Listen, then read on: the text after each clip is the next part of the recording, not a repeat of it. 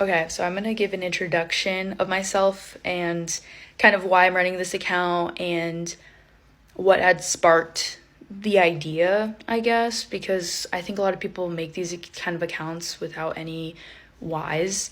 And I, in fact, have like a list of them. So let's get into. Okay, my name is dam-uh-ris. I am 23, gonna be 24, January 17th. We made it. Let's go. I'm actually really excited. I'm gonna break out my hobbies very interestingly because I just have too many hobbies. Like, I'm not trying to brag, but I do pride myself on trying to be a jack of all trades, truly. So, number one, these are things that I do in my daily practice, I guess. Number one is creation. I always try to create something, whether it be like painting, music, like playing guitar, things like that. Like, I always wanted to take in and create, like take out all of my energy by creating. Number two, physical. I'm always working out. That is one thing that like I will always stay true to, is like working out, discipline to that. Number three is learning. So that can look like reading and like listening to podcasts, watching YouTube videos about things that I want to learn about. So learning is a big thing that I definitely try to do every single day. And number four is reflection. So I journal a lot. Like, I have very many journals. So it starts off with like my gratitudes, and then throughout the day I'll do my field notes where I'm taking notes about like the little fun things I got to do today and the things that people tell me and whatever, and then my rating of the day. So like I'm always so I'd say it's creation, physical, learning, and reflection. Those are four practices that I do that alongside bring a lot of hobbies for me. I'm from Omaha, Nebraska, but I moved up to Sioux Falls initially for going to USF. I played softball there and loved it for the most part, to the point where now I do give softball lessons, so woo! And then I've stayed in Sioux Falls, love it. I love my current job. I work at a digital marketing agency that I think it's easy to be passionate about because I also get to be kind of that jack of all trades at my job.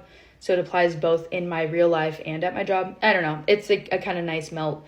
And I'm just kind of chilling, really.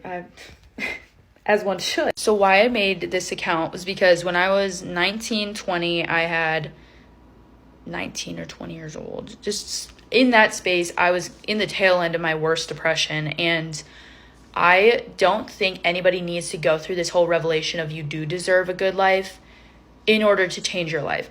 And so what I mean by that is, at that point in my life, I was like, I don't deserve anything good. Like, I truly don't think I deserve anything good.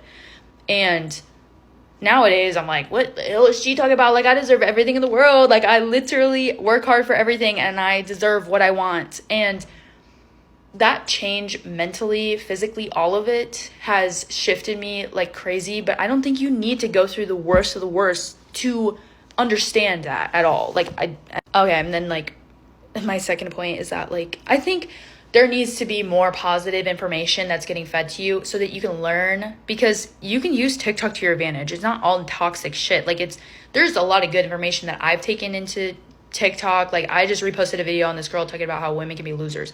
I thought that was very insightful, because you know what? It's true. Like, women can be losers if they follow this XYZ. Like, truly looking at her like video, I was like, wow, I learned something today. Cool.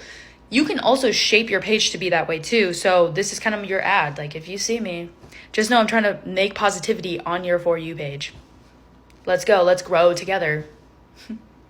And number three, I think there also needs to be this level of accountability in everyone's lives. I think there's a lot of, the government, the economy, there's a lot of shit going on in the world. Yes, I can admit that full-heartedly. But if you're constantly blaming every single problem of yours to things that you can't even control, you will never be happy. And that is the saddest thing about that, is that if you constantly let other things, other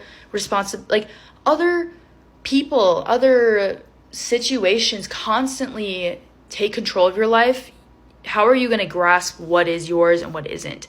So that's kind of what I'm trying to grab people out of, is this cycle of like, because of this, I can't do this. So a lot of this is actually in your control.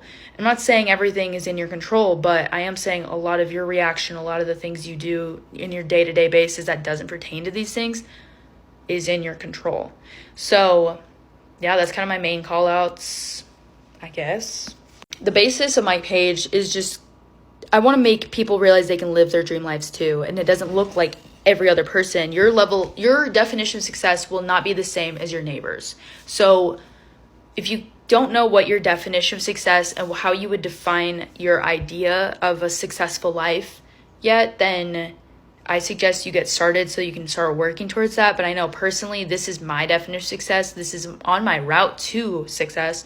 And I've never felt more confident and more free in my life. Like, I genuinely feel very happy in where I'm at and what I'm doing, who I'm around, things like that. And I want other people to feel this way too, because as somebody who went through that terrible